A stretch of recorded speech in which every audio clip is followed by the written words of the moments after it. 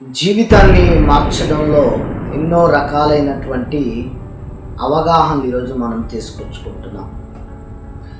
అయితే ఇవాళ మీకు చెప్పబోయేటువంటి మాట ఏంటి అని చెప్పేస్తానంటే, జీవితాన్ని మార్చడానికి ఎన్నో రకాలైనటువంటి ఉపయోగాలలో మనం బ్రతుకుతూ ఉన్నాం. ఒక్క మాట నీ జీవితాన్ని మార్చగలదంటే మీరు నమ్ముతారా?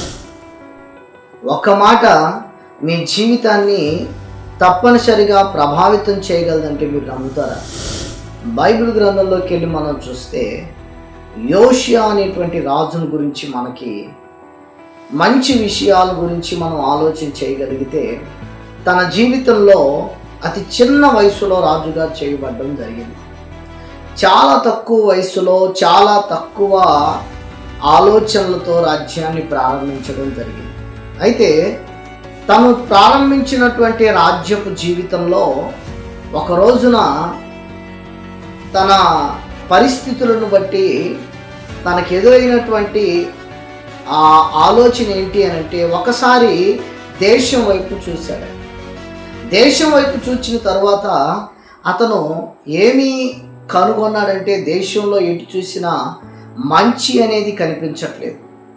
మంచి కనబడేటువంటి అవకాశాలు లేకుండా పోతూ ఉన్నాయి. ప్రజల్లో ఎలాంటి మంచి కనిపించట్లేదు. ఆ తర్వాత వారికి ప్రాముఖ్యమైనటువంటి దేవుని మందిరం ఏదైతే ఉందో అది పాడు తిప్పగా మారిపోయింది.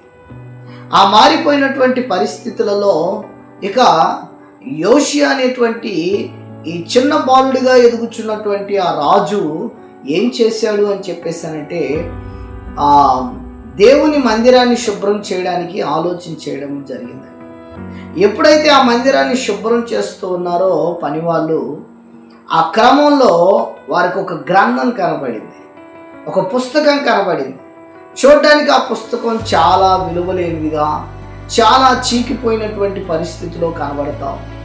ఆ చిన్న పుస్తకం అనేది వారు గుర్తించి రాజు దగ్గరికి తీసుకురావడం జరిగింది. రాజుకు ఆలోచన చేశాడు, ఏంటి అసలు ఈ పుస్తకం? చూడడానికి పాత పుస్తకం లాగుంది, చూడడానికి చిన్న పుస్తకం లాగుంది, దీనివలన ఎందుకు ఏం జరుగుతుంది అని చెప్పేసి ఆలోచన చేస్తూ అప్పుడు వాళ్ళందరినీ పిలిచి దాన్ని చదివించడం జరిగింది.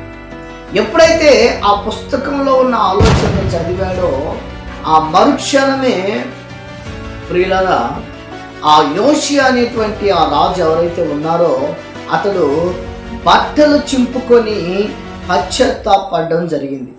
ఈ మాట రాజులు 2వ గ్రంథం 22వ అధ్యాయం 11వ వచనంలో మనకు కనిపిస్తుంది. తను ఆ పుస్తకమును చదవగానే మొత్తానికి ఆ పుస్తకం ఏ పుస్తకంగా గుర్తించారో తెలుసా? దేవుడు వారికి ఇచ్చిన ధర్మశాస్త్రంగా అది గుర్తించబడడం జరిగింది.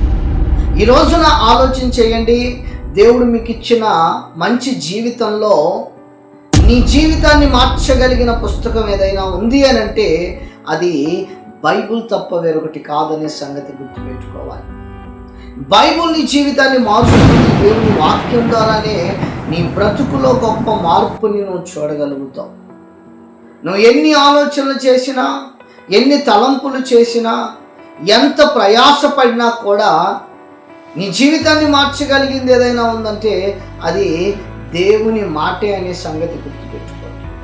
అంతటి మహారాజుగా ఉన్నటువంటి వాడు. అందుకనే హెబ్రీలకు రాసిన పత్రికలో 4వ అధ్యాయంలో 11వ వచనంలో ఏమని రాయబడింది అని చెప్పేసానంటే, దేవుని వాక్యము సజీవమై బలము గలదై అనే సంగతి రాయబడింది.